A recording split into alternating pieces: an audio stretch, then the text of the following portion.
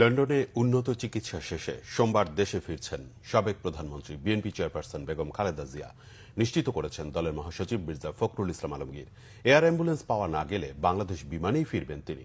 ফ্লাইটটি লন্ডন থেকে সরাসরি ঢাকা হয়ে সিলেট নেয়ার প্রস্তাব দিলেও সিলেটের যাত্রীদের বিড়ম্বনা হবে বিবেচনায় তা নিষেধ করেন খালেদা জিয়া।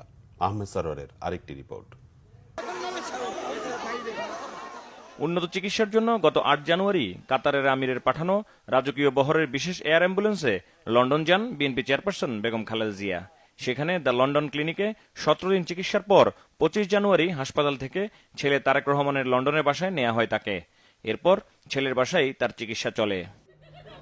লন্ডনে চিকিৎসায় শারীরিক অবস্থার উন্নতি হওয়ায় দুই পুত্রবধূকে নিয়ে দেশে ফিরছেন বেগম খালেদা জিয়া।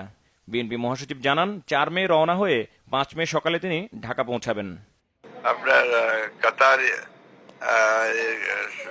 আমাদের কাছ থেকে যে অ্যাম্বুলেন্স আপনার পেয়েছিলাম সেটা একটু এখন বিলম্বিত হচ্ছে টেকনিক্যাল রিজনস।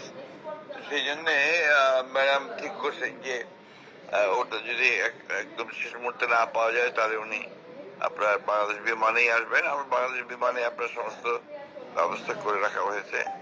৪ তারিখে উনি রওনা হলে উনি ৫ তারিখে ১১টার দিকে এসে পৌঁছাবেন। আমরা যত জানি এখন পর্যন্ত যে সঙ্গে তার দুই বৌমা আসবেন আর। এদিকে বাংলাদেশ বিমানের লন্ডন সিলেট ঢাকা রুটে যে ফ্লাইটে বেগম খালেদা জিয়া ফিরছেন তার অসুবিধা বিবেচনায় বিমান কর্তৃপক্ষ লন্ডন থেকে সরাসরি ঢাকা হয়ে সিলেট যাওয়ার ব্যবস্থা করে।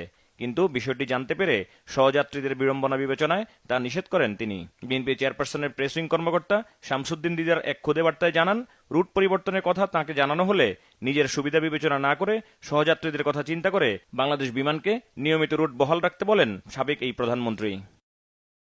এদিকে ঢাকায় অবস্থানকালে দলের ভারপ্রাপ্ত চেয়ারম্যানের সহধর্মিণী ডক্টর জোবাইদা রহমানের নিরাপত্তা নিশ্চিতে পুলিশ মহাপরিদর্শককে চিঠি দিয়েছে বিএনপি। আহমেদ সরওয়ার, বাংলা ভিশন, ঢাকা।